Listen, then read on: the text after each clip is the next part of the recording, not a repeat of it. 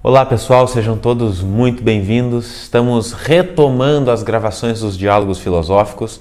Há alguns meses atrás nós fizemos a primeira gravação, que está como recomendação aqui na descrição, e o nosso primeiro tema foi qual o sentido da vida. Hoje nós conversaremos, dialogaremos a respeito do karma.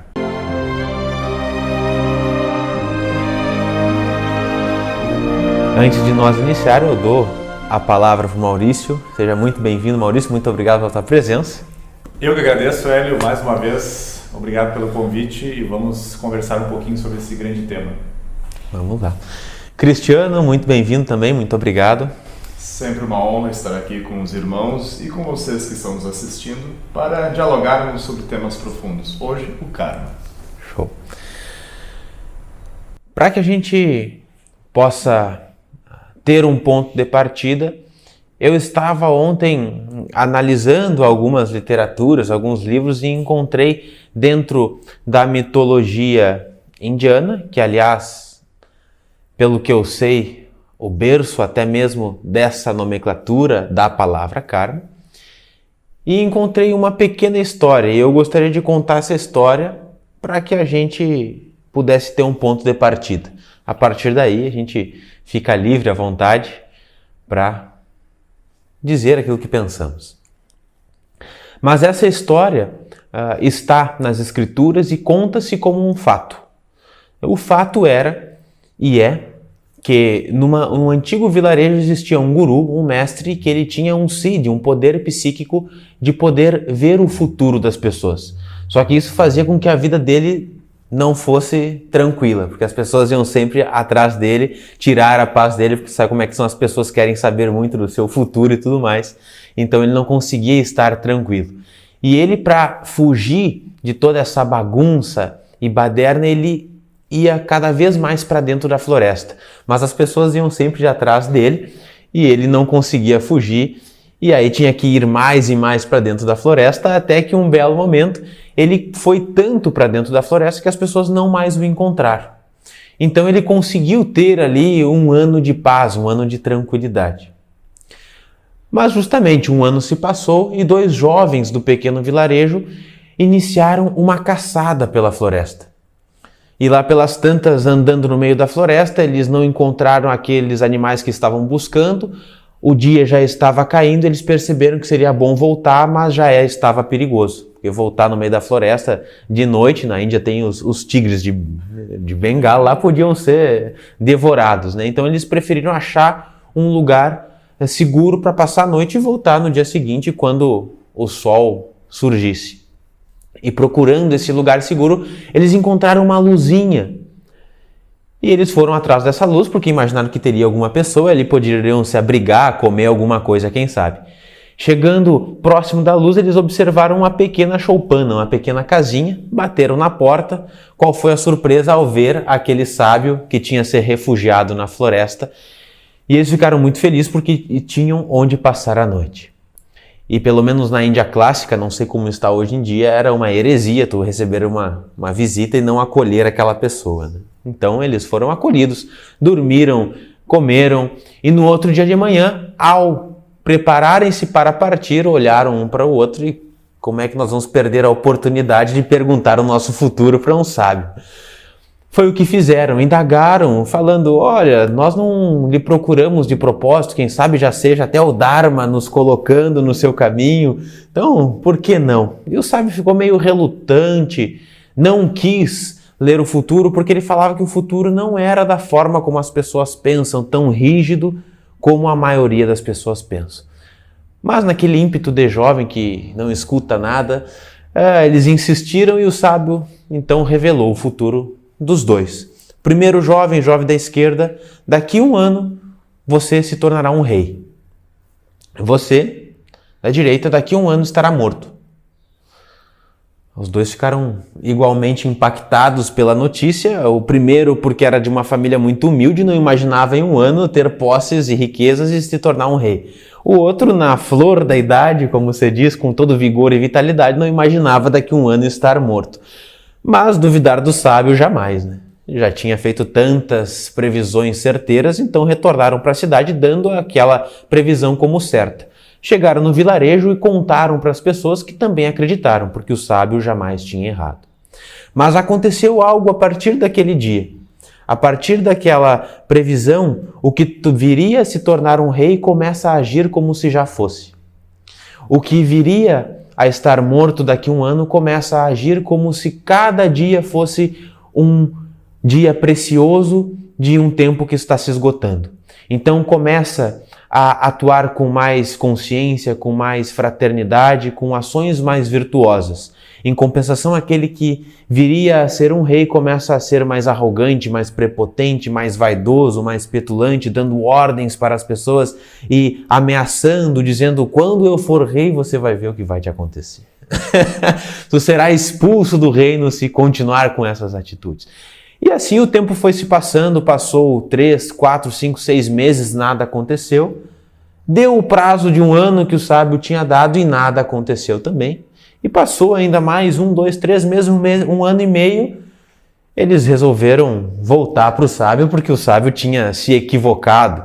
Nunca antes havia isso acontecido. Então, juntaram suas mochilas e foram novamente pela floresta encontrar a Chopin na casa do senhor, do sábio, do guru, do mestre.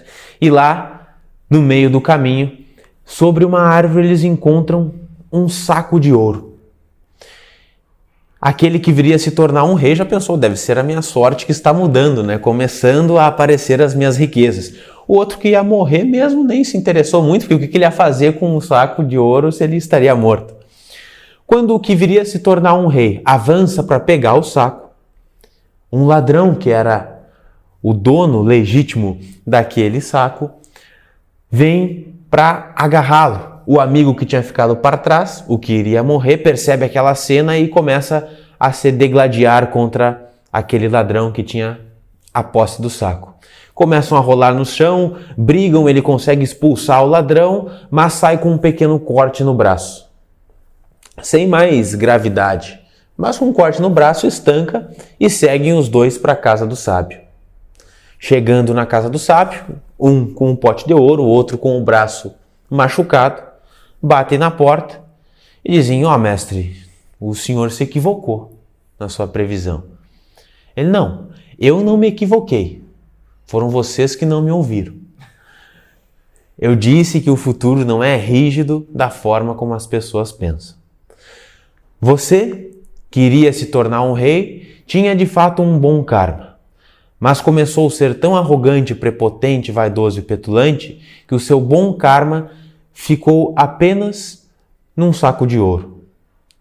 O outro queria falecer dentro do período de um ano, começou a ser tão sábio, tão virtuoso e gentil nas suas ações que esse mau karma se redime apenas numa ferida no braço. Esta é a história e vem retratar que nós não somos, como pressupõe muitas vezes essa questão do karma, o determinismo versus o livre-arbítrio, né? O futuro ele não é tão determinado assim.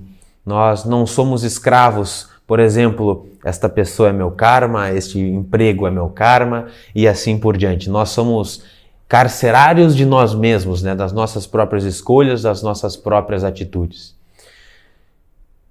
E com essa historinha, que é um pouco extensa, mas ilustra bem, eu deixo agora para vocês comentarem em cima. Ou extrapolarem também, irem além, evidentemente. Gratidão.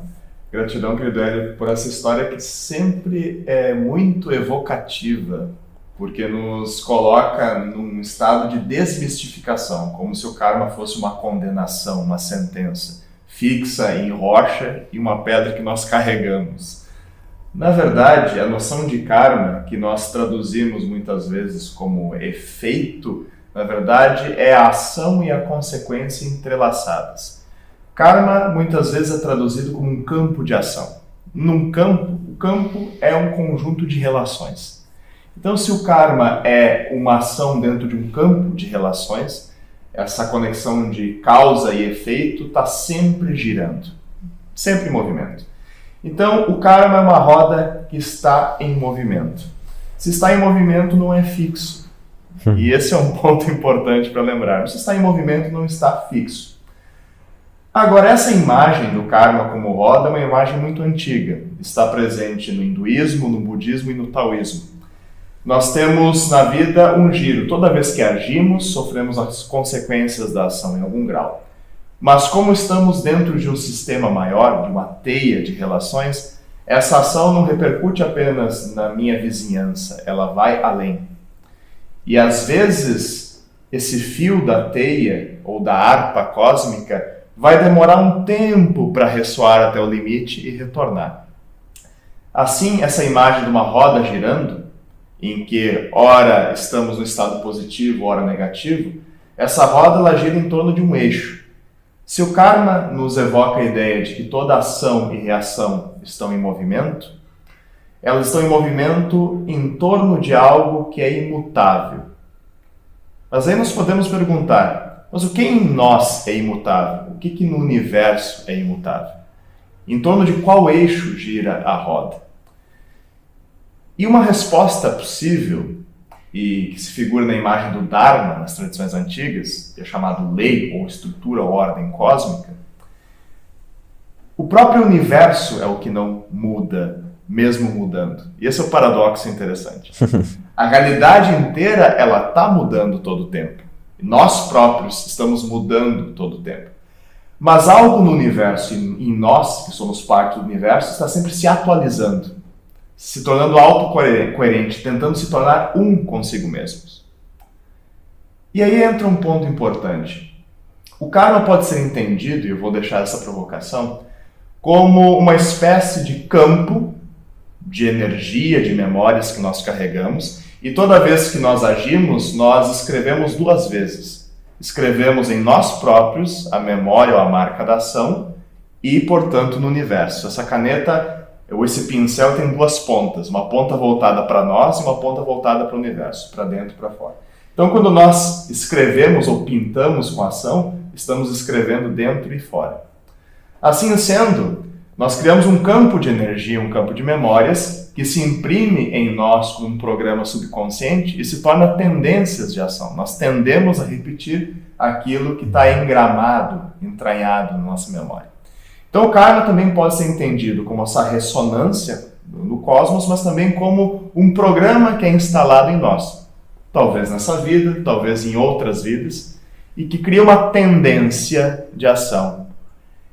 E muitas tradições falam de purificar os karmas como purificar memórias. Então eu deixo essa provocação, né? O que é o karma? O karma é uma ação com uma reação? O karma é um campo de relações? Ou o karma é uma memória que nós precisamos purificar, aprendendo a lição que o libera? Mas nada é fixo, exceto o todo. São perguntas que nós avançaremos. Sem sombra de dúvidas, não chegaremos à resposta final de nenhuma delas. Sobre essa grande lei da natureza, né, que podemos chamar de karma, dentro do cristianismo esotérico, eles usam um termo que são os anjos registradores, né? Isso que o Cristiano falou do escrever e anotar em si e no cosmos, né? No cristianismo esotérico, pelo menos, chamam aí os anjos registradores. Claro que no Oriente tem outros termos também que eles usam, para justamente anotar todas as nossas intenções humanas, que são, a nosso ver, né, de forma prática, a gente percebe que as nossas intenções, elas geram muito efeito, elas ressoam muito, né? E isso volta, às vezes, quanto mais consciente o ser humano vai se tornando, também percebemos que o resultado, a reação, o karma, ele volta mais rápido, tanto a ação, a semente positiva ou a semente negativa, além das intenções, o que a gente pensa, o que a gente sente, o que a gente fala, o que a gente faz, também geram, né, os efeitos e resultados positivos ou negativos. Como a gente tem essa herança do cristianismo, aqui no Ocidente a gente tem essa ideia, né, do castigo. Mas o karma, do ponto de vista pelo menos das tradições orientais, não é um castigo, né? É simplesmente uma lei que regeria inclusive uma galáxia, uma grande lei da natureza que busca colocar tudo em equilíbrio de novo, numa justa medida. Tudo que sai de um equilíbrio vai ter que voltar. E nós, como seres humanos, naturalmente estamos inseridos dentro desse esquema, né, dessa estrutura, dessa teia cósmica, acho que foi esse o termo que o Cristiano usou, né? estamos regidos também por essa lei. E se não estivermos harmonizados com essa lei, não seremos felizes, né? Essa questão do karma ser uma lei universal é muito interessante, porque de fato é, né? E quando que a gente consegue perceber que uma lei ela é universal? A partir do meu ponto de vista, quando ela consegue, pode e é aplicada, seja qual for a escala, né? Seja das nossas intenções, palavras ou atos, seja na nossa vida, como a ação de um pequeno animal, como a ação de uma galáxia. Então ela está presente em todas as escalas possíveis. Avançando dentro das provocações que o Cristiano colocou, o karma sendo essa causa, sendo o efeito ou sendo esse campo, eu penso também o karma muito forte, muito presente, como sendo os frutos das nossas ações. Sejam essas ações positivas, sejam elas negativas, e vejamos positivas causando uma harmonia no todo e negativos causando uma desarmonia nesse todo. Mas, justamente, fruto das ações. Então, acho que é importante a gente pegar esse ponto que tem, sim, vínculo com as nossas ações, independente de qual escala essa ação seja feita. Seja mental, emocional ou prática mesmo mais objetiva.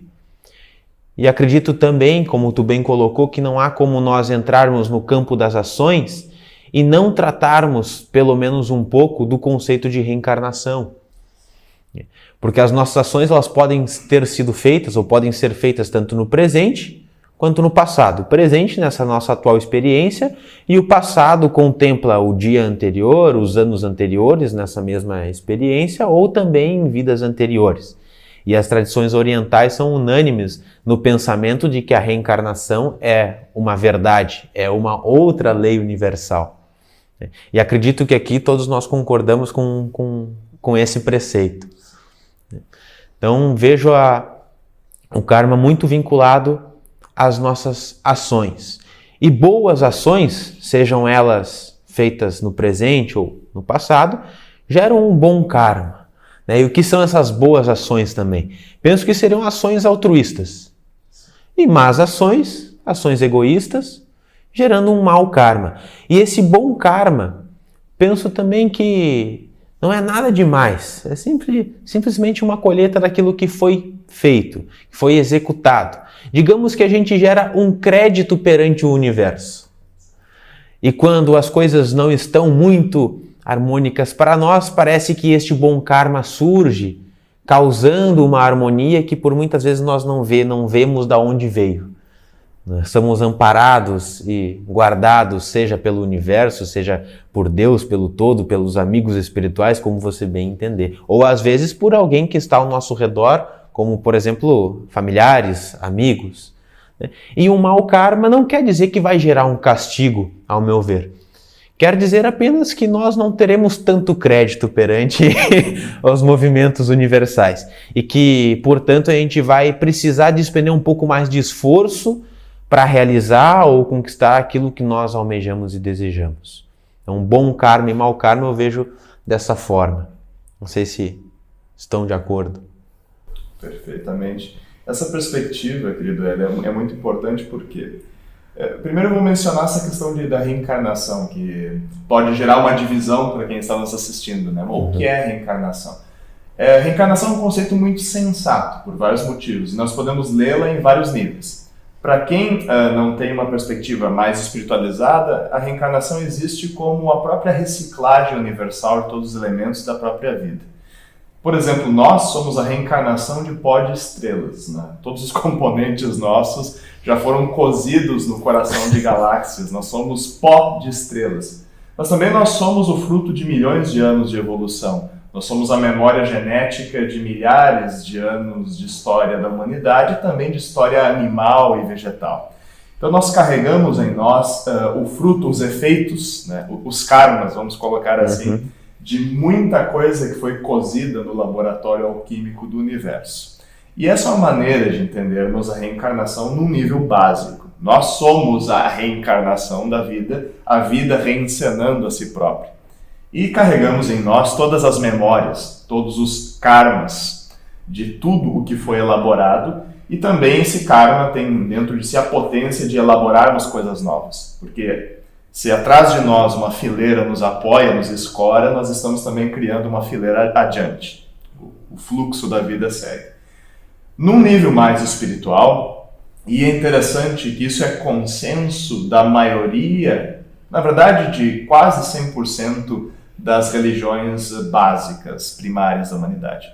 Desde os xamanismos até as religiões que observaram ciclos da natureza, todas elas concordam com a ideia da reencarnação e as entendem de uma maneira próxima, com algumas nuances. E nós observamos, por exemplo, que na natureza dia segue a noite, temos ciclos, dias e noites, nascimentos e mortes.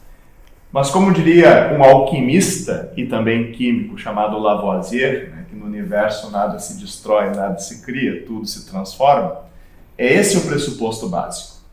Nada no universo tem um fim definitivo, apenas uma mudança de forma.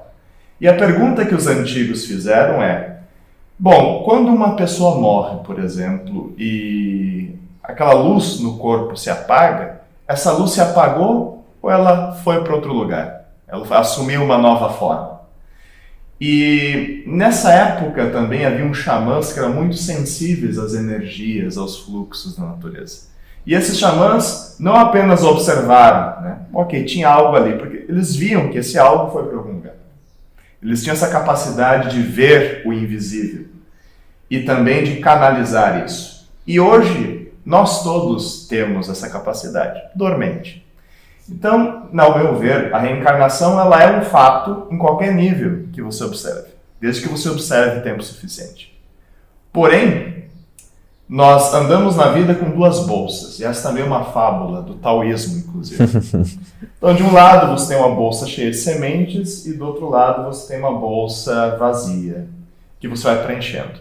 Então, conforme nós caminhamos na vida, ou nas vidas, no plural, nós estamos plantando uma semente e colhendo uma fruta. Plantando e colhendo, plantando e colhendo. Porém, esse caminho, ele não é reto. Como estávamos falando antes, não existem linhas retas na natureza. Esse caminho faz uma curva. E conforme nós avançamos, nós também estamos retornando. Num jeito ou de outro, nós estamos plantando, né, colhemos o que plantamos e também semeamos aquilo que em nós foi introduzido por karmas nossos e por karmas compartilhados. E esses caminhos que vão e voltam não são só meus, os teus, os nossos estão entrelaçados. É como uma espécie de árvore da vida ou semente da vida, figura geométrica de vários círculos entrelaçados. Essas vidas que se reencarnam, se reencenam, se entrelaçam. Que é como o Zen budista fala do Didi Muge, interdependência na impermanência. Tudo está ligado em movimento. Então essa metáfora que eu deixo inicialmente, né, para entendermos um pouco a reencarnação e o karma, e também para mostrar que isso é mais natural, né? Existe uma visão natural disso também. E voltando de novo à questão do cristianismo, essa ideia do bom e do ruim é, de uma certa forma, essa herança que a gente recebe no Ocidente, de que as coisas são boas ou são ruins, ou é o céu, ou é o inferno, ou é Deus, ou é o capeta, né? Essa dualidade que a gente está acostumado. Mas como o Hélio já falou, né, não é uma ideia de bom ou ruim, é uma ideia de positivo ou negativo. Uma ação que está de acordo ao Dharma, ao caminho, ou uma ação que nos vai desconectando do caminho e do Dharma. E gosto muito do Egito, que tem também uma visão da natureza muito profunda, né? Gosto muito da divindade do karma no Egito, que é a deusa Sekhmet, que é uma mulher com cabeça de leoa. Então, essa mulher com cabeça de leoa, obviamente que é uma divindade simbólica, né? Não é uma coisa que os egípcios veneravam, aquela mulher com cabeça de leoa. Eles olhavam para a natureza e perceberam numa mãe leoa esse exemplo do karma, né? Como uma lei que, quando o filhotinho está saindo de perto da ninhada ou da mãe, a mãe vai lá e traz de volta. Ou seja, essa grande lei de justiça retributiva, né? Como se fosse uma retribuição sempre justa, sempre para trazer de volta a ideia da harmonia, do equilíbrio. E como o Cristiano trouxe, né, os antigos observavam muito mais a natureza e percebiam os ciclos que eram sempre naturais, e para eles era uma evidência intuitiva, né, a reencarnação. Hoje, e eu por exemplo, né, eu até os 21 anos, por exemplo, não considerava a reencarnação nas minhas crenças, nas minhas ideias, mas observando a natureza, opa, tem alguma coisa que não se encaixa. E aí, com 21 anos, no meu caso, né, tive essa percepção intuitiva e hoje, para mim, faz sentido. Né? Não é uma coisa que eu acredito ou deixo de acreditar. É uma coisa que é perceptível, mas de forma intuitiva, não de forma racional. Né? E quando a gente fala de reencarnação, de karma, de dharma, a gente também tem que sair dessa racionalização das coisas, né? Porque a racionalização sempre vai levar para a dualidade. A natureza nos mostra que o caminho sempre é o caminho do meio. Né? Essa visão do karma a partir da deusa Sekhmet foi, particularmente, a primeira vez que eu ouvi isso foi a partir do Maurício, e para mim fez total sentido. O karma sendo justamente essa lei complementar que complementa o Dharma, que inclusive foi tema do nosso encontro anterior, que é o sentido da vida, o sentido da existência. A gente abordou bastante sobre o Dharma. Fica o registro aqui se você quiser nos acompanhar naquelas outras reflexões. Mas eu enxergo... Por que casou comigo a referência de Sekhmet? Porque eu pensava, e passei a validar esse pensamento, de o karma sendo uma lei que incute os seres a desenvolverem a fraternidade.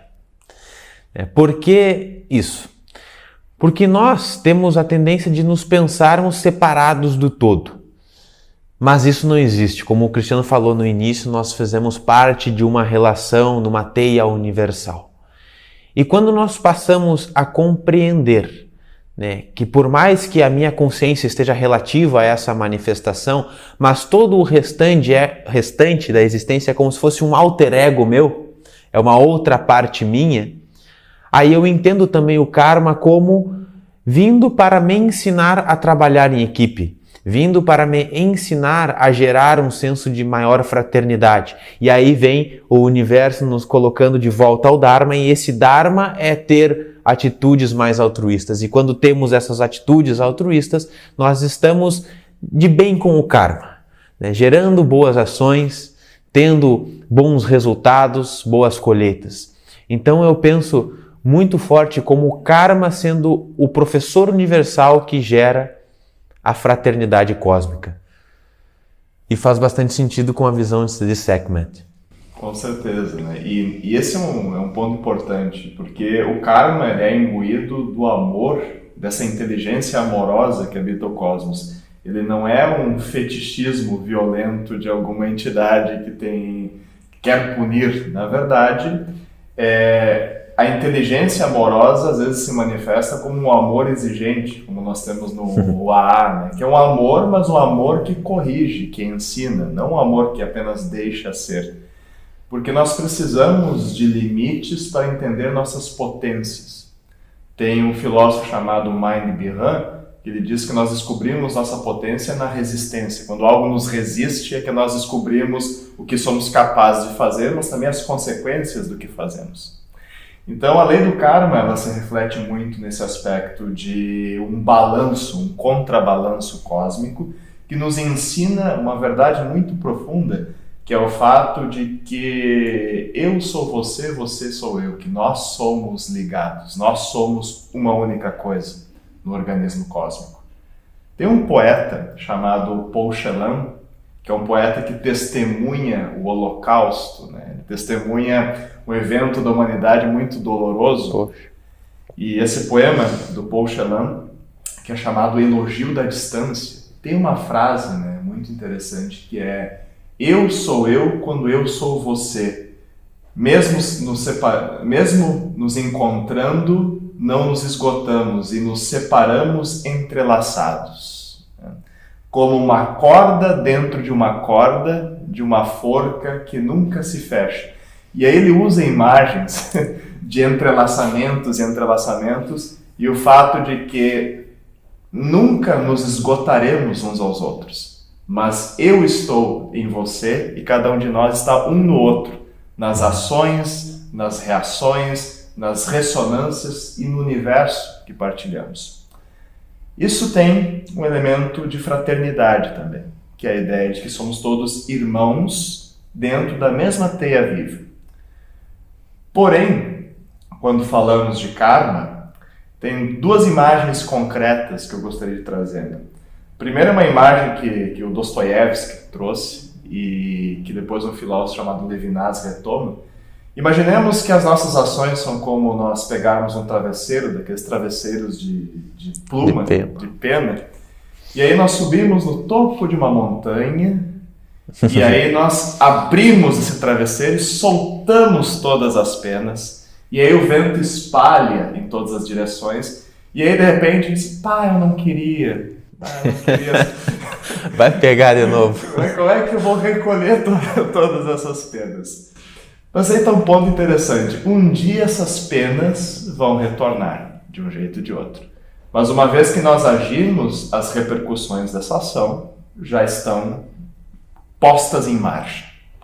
Porém, um dia a gente está caminhando, né, anos depois, e por algum motivo vem uma pena voando e cola no nosso nariz. Ué, de onde vem essa pena? Talvez você não lembre do travesseiro que você abriu do topo de uma montanha anos atrás. Existe um longo ciclo. Um outro exemplo concreto é quem brincou de jogar pedrinhas em açude na infância, deve ter notado fenômenos curiosos, né? Você joga uma pedra no centro do açude, a pedra produz ondulações até o limite do açude, e aí essas ondas voltam para a origem e geram uma interferência, dá uma bagunçadinha e depois tudo se nivela. E quanto maior a pedra, maior as ondas e maior é a interferência no centro, no ponto de origem. Isso é karma também. Dependendo do peso da ação, nós produzimos uma onda que repercute até os limites da estrutura da realidade ou do campo de relações da qual participamos e depois a energia devolvida para a origem até tudo se equilibrar. Então essa é uma maneira também de ver o karma. No mesmo campo, na mesma teia. Faz sentido? Faz todo sentido e além de como a gente falou antes, né, pode ser considerado como uma lei da natureza. Achei muito interessante, né, vocês falaram sobre o amor, vocês falaram sobre que tudo ao nosso redor também somos nós, né, isso quando a gente realmente se dá conta disso, é uma grande expansão de consciência, né? E além de chamar o karma de lei da natureza, a gente poderia também chamar de uma fórmula de aprendizagem, né? Antes nos bastidores aqui conversávamos sobre isso, né? Observando a natureza, a gente percebe que muita coisa faz sentido simplesmente pela observação da natureza. Então a gente vai percebendo que sim, o karma seria essa fórmula de aprendizagem, ela não é um castigo, ela simplesmente ajuda o ser humano a se aproximar cada vez mais da sua essência, do seu despertar, ou do seu retorno à origem, né, que todo ser humano vai ter que fazer, porque o próprio universo está fazendo isso, né? O universo está buscando também as suas origens, né? E, bom, o tema do amor, que provavelmente talvez, né, ou muito provavelmente falaremos aqui em algum momento. Está nos scripts tanto o amor, quanto a fraternidade, que foi comentado, quanto a consciência, tudo isso será tratado. Então essa grande força, né, que é uma grande pedra, digamos assim, né, que quando cai num açude realmente gera, nem sei se daria para dizer que gera karma positivo, porque talvez seja a única força que não interfira talvez no karma, né, de tão profunda e de tão ligada com esse grande sentimento de unidade, né. E muito legal isso que o Hélio falou antes, né, essa ideia de que a fraternidade, né, toda uma pedrinha, uma planta, seja o que for, também é um pedaço, né, da nossa consciência. E se nos identificássemos de fato com a consciência, talvez sofreríamos muito menos, talvez seríamos muito mais fraternos, porém, infelizmente, a gente ainda se identifica muito com o corpo, com as opiniões da mente, com as oscilações emocionais. E isso gera resultado, isso reverbera. Mas precisamos fazer com que isso tudo, né, se harmonize, chegue num equilíbrio novamente. De fato. Como que as pessoas podem, pergunto por mim também, né, mas é uma resposta natural, mas como que a gente pode observar a existência e a veracidade do karma? Simplesmente penso estando atentos àquilo que nós fazemos, porque com certeza nós já tivemos karmas de ciclo curto, de ter ações e recebermos os frutos dessas ações, às vezes num dia, às vezes numa semana, às vezes em segundos numa troca de conversa, né? Estamos num estado de talvez conturbação emocional e colocamos uma palavra um pouco mais pesada que a pessoa já nos responde de uma forma não tão harmoniosa assim. Isso aí já é gerando um desentendimento ou um possível conflito. Isso tudo são repercussões também do karma, numa escala menor, mas a gente consegue dessa forma, através das nossas experiências, observar a existência dessa lei. E uma outra forma, além de trabalhar com as experiências empíricas, né, o que me ajudou bastante nas reflexões e percepções intuitivas acerca do karma são algumas literaturas, né, como, por exemplo, o Bhagavad Gita. Ali exprime muito bem também a ideia de karma. Nós tratamos aqui de karma, de reencarnação, que aliás é um outro tema possível, adiante desdobrar apenas isso. Mas existe um livro também chamado Karma e Reencarnação, de Paramahansa Yogananda, que é muito bom também. Então, eu coloco aqui essa sugestão de que, além de prestar mais atenção às nossas ações para observar o karma atuando, que a gente trabalhe também com esse conceito intelectualmente. Pode ser através da observação e do escutar e produzir reflexões a partir desse nosso diálogo, ou também de algumas outras literaturas. Teria alguma outra sugestão dessa forma, ou também saindo disso que eu introduzi para trazer outra questão? Eu corroboro, né, a prática da observação dos karmas imediatos, que às vezes são algo muito básico. Você está caminhando, tem um restelo, um ancinho virado para cima, você pisa e toma uma restelada na cabeça. Esse é o clássico karma imediato. Né? Tom e Jerry, muito vi. É prático e existe. Qual é a lição desse karma? Bom, preste atenção por onde você caminha. E na verdade essa lição do restelo é a lição da vida, né? Preste atenção por onde você caminha. Preste atenção em cada passo, porque de repente um restelo aparece na nossa vida para nos chamar a atenção. E isso é um ponto importante, né? Ação e reação, ou as ressonâncias nos campos de relação, acontecem todo dia. Esses pequenos karmas, que eu dei o exemplo bobo e engraçado do restelo, mas tem coisas menores, melhores ou piores em escala. Isso, se nós prestarmos atenção, nós vamos encontrar um conjunto de evidências diárias de que para cada ação existe uma reação equivalente. O que na alquimia se chama troca equivalente, a lei da troca equivalente. Uma vez me perguntaram, afinal é possível a gente queimar karma? Ou seja, eu larguei as penas do topo da montanha, posso tacar fogo nelas enquanto elas estão caindo? Como é que eu queimo o karma negativo ou limpo o karma? E essa é uma pergunta interessante e tem a ver também com essa questão das evidências. O fato de que a causa interna dos karmas está em nós, sempre. Né? Inclusive a noção hindu de antakarana, né? Uhum. Da causa interna, das várias mentes que ressoam produzindo os efeitos. Se a causa sempre segue em nós, por mais que os efeitos estejam espalhados no universo, se nós corrigirmos a causa, que às vezes é um medo, um apego, uma ilusão, tudo que nasce dessa causa é apagado, é queimado. Então esse é um ponto importante, né? Exemplo cotidiano do ancinho. Se você pisou e tomou uma restelada, e você tomou consciência, se tiver vários restelos na tua frente, você não vai pisar neles. Porque naquele momento você retornou à causa, incorporou uma lição e você limpou aquilo, limpou aquela memória. Então, observar, ler, aprender, buscar estudar nos livros, mas também no livro da vida. Observe as pessoas que tu está atraindo, as situações que tu está atraindo, os ciclos que você viveu, e se pergunte qual a causa disso e qual a lição contida nisso. Porque nós temos também a ideia das constelações, né? sistemas das constelações familiares, em que literalmente a energia dos nossos ancestrais configura a ordem das nossas relações. E essa imagem que o Bert Hellinger, muito inspirado nos xamanismos, traz, está refletido na nossa vida. Observe a sua vida e veja dentro da galáxia da sua vida, né, como as pessoas, situações e lugares estão organizados. E isso é a pintura de um karma. E observar isso é importante.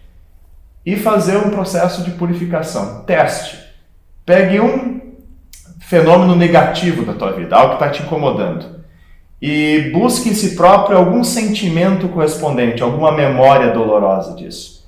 E comece a praticar amor ativo. Ou seja, foca naquilo e começa a purificar. Então você observou que durante um mês certas coisas ruins estavam acontecendo em sequência. Aí tu, bom, isso está associado a algum medo, alguma dor que eu tenho aqui. Foca nessa dor e começa a praticar, por exemplo, o Ho'oponopono, que é uma prática havaiana xamânica. Sim. Sinto muito, me perdoe, eu te amo, agradeço. Divino, purifique, purifique, purifique. E aí vai trazendo amor para isso e limpando. E observe na próxima semana se aquela tendência que tinha antes segue. Faz só esse teste. Então, essas dicas que eu deixo. E talvez a dica também que eu daria é justamente isso, né? A ideia da redenção, muito presente nessas tradições, principalmente orientais, né? Não tanto a ideia do perdão, porque tudo que a gente já abriu de travesseiros já foi feito, seja uma ação positiva ou negativa. Agora, a grande talvez lição que a natureza nos mostra é isso, a ideia da redenção, como podemos nos redimir, né? Com bons sentimentos, com boas intenções, com boas ações, com boas palavras, sempre mudando as sementes, porque o que já plantamos, isso vai ser colhido de alguma forma, né? Se nós plantamos abacaxi, não colheremos maçã, né? A gente sabe que vai colher.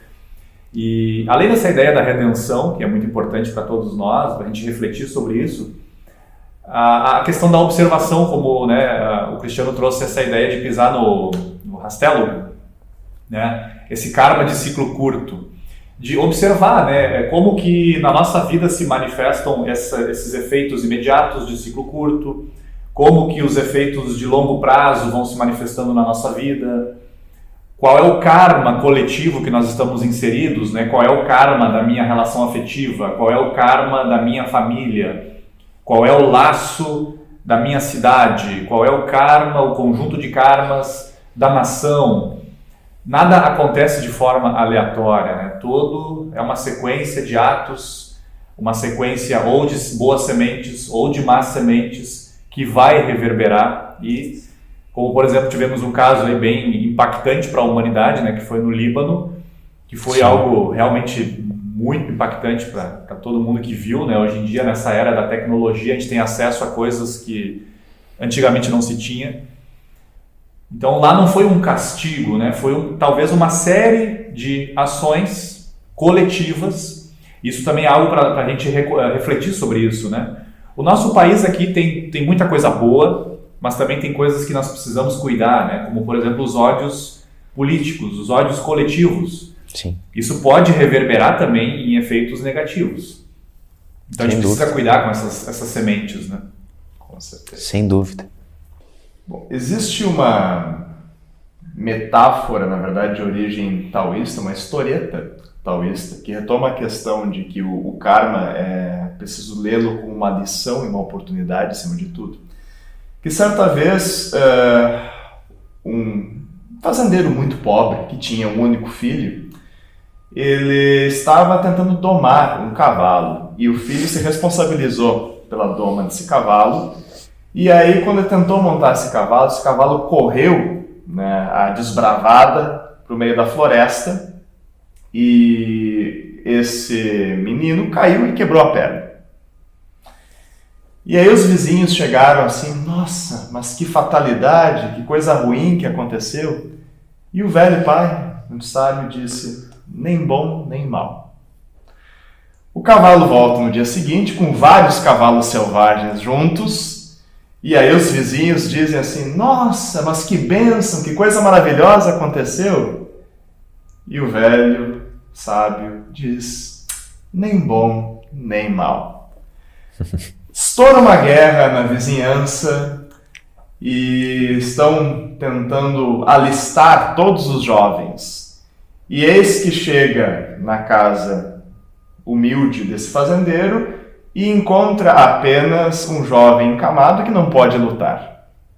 E aí, os vizinhos novamente chegam e colocam a frase: nossa, vocês estão numa situação em que é preciso ir para a guerra, mas o seu filho está encamado, não pode ir. Que coisa maravilhosa! Nem bom, nem mal. E aí essa história tem uma versão que o ciclo é infinito, né? E aí nós olhamos para a vida e olhamos para os fatos como algo muito bom, muito mal, indefinitivo. E na verdade o karma lhe diz respeito às lições das situações e também ao que nos apegamos. Se este velho, este fazendeiro, tivesse observado apenas o efeito imediato e dito: isso é bom, eu mereço isso, ele teria se apegado àquele resultado. Por exemplo, meu filho se machucou, isso é mal, e aí você sofreria em cima disso. Ou então, chegaram cavalos extras, isso é bom, merecia essas coisas maravilhosas, se apegava a esse resultado. Estourou uma guerra, que coisa terrível, como nós sofreremos. Resultado. Apego ao resultado é um item da construção de um karma, porque está ligado a um desejo e a tudo o que é construído sobre esse desejo. Perfeito. E o karma, ele nasce da semente de um desejo, tanto quanto da semente de uma ação. E aí, para finalizar esse componente da fala, de minha parte, a noção de Wu-Wei, que havíamos mencionado, a ideia de agir não a partir dos nossos desejos pessoais, mas a partir de algo que nos inspira para além dos nossos apegos e medos. E aí uma coisa importante é entendermos que o nosso karma revela os limites do nosso ego, mas também as portas do nosso ser. Portanto, o que nos acontece não é nem bom nem mal. É uma lição que nos ajuda a transcendermos a nós mesmos. Então esse é um ponto que eu gostaria de trazer. Corroboro com esse pensamento de que o karma nos traz alguns ensinamentos a serem aprendidos. Não sendo bom nem mal, mas sendo para o bem, né? Sendo para o nosso crescimento, o nosso avanço e também de tudo que está ao nosso redor, para o amadurecimento da vida universal. E essa historinha e toda a tua fala me remete muito ao conceito de avançar sobre nós mesmos, que Patanjali no Yoga Sutras traz principalmente 2 itens que são fundamentais para o nosso avanço, tanto naquele caso ali do yoga, na meditação, mas essa meditação, o yoga é a união para com tudo, é agir perante essa inspiração divina, que é o Wei que tu também mencionou, e o que está por detrás desse nosso avanço é o que ele chama de Abhyasa e Vairagya. Vairagya é esse não apego, né? Esse profundo não apego, não estar atrelado àquilo que nós geramos em nós, seja coisas agradáveis ou desagradáveis. Estar desapegado, inclusive, das nossas ações, dos frutos das nossas ações.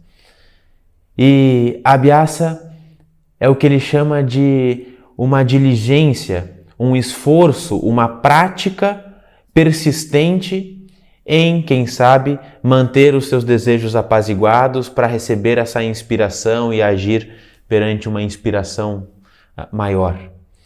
E me encaminhando aqui para a minha fala final, dizendo que esses conceitos estão muito vinculados com o karma.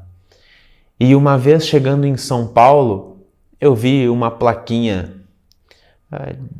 acredito que era uma moça que trabalhava com cartas, e ela fazia a sua propaganda dizendo que trabalhava com rescisão de contratos kármicos. né?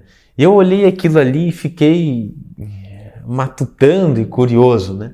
Mas enquanto nós colocarmos nos outros as responsabilidades de queimarmos e de apagar os nossos karmas, a gente não estará atuando com base nesse desapego, com base nessa prática diligente, com base no Wei, com base na responsabilidade, porque o karma nos traz essencialmente responsabilidade. E quando nós olhamos para as situações e encontramos o que elas querem nos gerar de amadurecimento, de progresso, aí nós mesmos seremos os agentes de transformação desses karmas, de romper os contratos, porque daí vamos para outros contratos. Então, ancorar em si a responsabilidade com consciência, eu acho que é o ponto central, a chave que o karma quer nos trazer. Da minha parte, eu finalizo, claro que esse tema, a gente poderia ficar falando muito mais tempo, como nós falamos antes, né? Mas eu trago uma máxima dos templários, que eles de manhã, quando eles acordavam, eles colocavam a espada no chão, colocavam, né, se abaixavam, em sinal de humildade, e falavam, né, a máxima templária, que é: nada para mim, Senhor, nada para mim, tudo pela honra e a glória de vosso nome. Essa grande máxima, ela, por mais que seja uma máxima cristã, ocidental, vinda de um grupo templário, né, de influência cristã, está muito ligada também com essa mensagem oriental de que a energia cósmica ela tem que passar por nós sem a interferência dos desejos, como falamos aqui. A energia universal tem que passar com muito amor, com muito boas intenções. Dessa forma, nós estamos agindo de acordo com essa grande lei que é a lei do karma. Perfeito. Então é isso. Quem cala consente, né? Então consentimos, porque o silêncio se fez por um breve momento. Daremos continuidade agora com esses diálogos com mais frequência. Em breve anunciamos junto qual será o próximo tema. E agradeço muito a sua companhia, agradeço também a companhia dos... Não são convidados, são os estabelecidos, a gente pode até trazer mais convidados, né, quem sabe. Mas muito obrigado, Cristiano, pela presença. Uma honra estar aqui, estar com vocês, ressoando luz divina. Muito obrigado também, Maurício, pelas colocações e até a próxima. Eu também agradeço o convite e esse compartilhamento aqui de informações, de conhecimentos, e nós três aqui, a gente aprende muito um com o outro. De fato. A gente compartilha muita coisa aqui, a gente tem essa mesma busca e a gente acaba aprendendo muito um com o outro. E esperamos que vocês também tenham aí despertado algumas boas sementes dentro de vocês. Então, muito obrigado, um grande abraço. Compartilhem esse vídeo com quem mais desejarem, que precisa refletir sobre o karma, e nós nos vemos nos próximos. Um grande abraço e até mais.